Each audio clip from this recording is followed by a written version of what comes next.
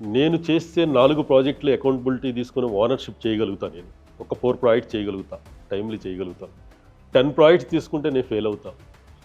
నేను మళ్ళీ 10 ప్రాజెక్టులు ఎగ్జిక్యూట్ చేయగలిగితే నేను ఫెయిల్ అవుతా. కానీ నా అంబిషన్ ఇది మొత్తం నాకు కావాలనే అంబిషన్ నాకు ఎక్కువ ఉంటుంది. మార్కెట్లో ఉన్న 100 ప్రాజెక్టులు ఉంటే 100 నాకు కావాలి. ఈ అంబిషన్ నాకు ఎప్పుడు పోలేదు. ఎప్పుడు కూడా నేనున్న దగ్గర కాంపిటేటర్ ఉండకుండా చేయాలనేది నా ఆలోచన ఎక్కువ ఉంటుంది. నేను ఎప్పుడు కూడా అంటే నేను ఎప్పుడు కూడా కాంపిటేటర్ నేను తొక్కాలని చూడను. నేను బెస్ట్ ఏమి ఇవ్వగలుగుతాను నా క్లయింట్కి, నేను బెస్ట్ ఏమి ఇవ్వగలుగుతాను నేను జడ్జ్ చేసుకుంటుంటా. ఇప్పుడు దానికోసం ఒక మోడల్ని డెవలప్ చేశాను నేను.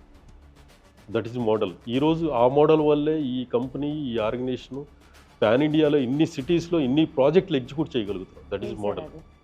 ఆ మోడల్ ఏంటంటే నా దగ్గర చేసిన ప్రీవియస్ ఎంప్లాయీస్ కావచ్చు, లేకపోతే రూరల్ కొన్ని విలేజ్ నుంచి మా చుట్టుపక్కల ఒక 10 విలేజ్ నుంచి మా చుట్టుపక్కల నుంచి పీపుల్స్ వచ్చారు నా దగ్గరికి ఈరోజు.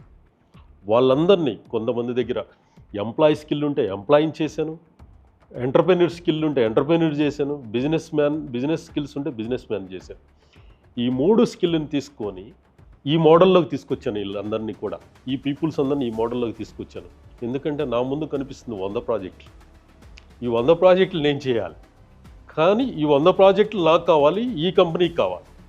దానికోసం అందరినీ ఈ మోడల్లోకి తీసుకొచ్చి ప్రతి ఒక ఓనర్షిప్ మోడల్ని తయారు చేసి, ప్రాఫిట్ షేరింగ్ ఒక మోడల్ తయారు చేసి, ప్రతి ప్రాజెక్ట్ని టైమ్లీ కంప్లీట్ చేయటం, క్వాలిటీ ఇవ్వటం, కస్టమర్స్ని సాటిస్ఫై చేయటం. ఈ మోడల్ని ఆల్మోస్ట్ 2010 నుంచి ఇప్పటి వరకు 2025 వరకు ఒక 12 నేషన్ అంటే ఒక 5 మెట్రోస్లో బిగ్ ప్రాజెక్ట్స్, స్మాల్ ప్రాజెక్ట్స్ కాదు ఇవన్నీ కూడా అబోవ్ 400-500 యూనిట్స్, అబోవ్ 100 విల్లాస్ ప్రాజెక్టులు. ఆల్మోస్ట్ ఒక 1250 ప్రాజెక్ట్స్ ఇప్పటి వరకు మేము కంప్లీట్ చేసి ఇవ్వగలిగాం. మోర్ దాన్ 50 పీపుల్స్ని ఎంటర్ప్రెన్యూర్స్ని చేశాను నేను ఈరోజు. నేను క్లియర్గా, నేను గ్రేట్గా చెప్తాను దాన్ని. నేను ఒకటి గ్రేట్గా నేను ఫీల్ అవుతాను. నేను బిజినెస్ మ్యాన్గా ఎప్పుడు నేను ఆలోచించలేదు. ఎర్నింగ్ మనీ గురించి నేను ఎప్పుడు ఆలోచించలేదు. My ambition is different. Business man లాగా ఆలోచించి డబ్బును దాచుకుందాం అన్న మెంటాలిటీ నాది కాదు.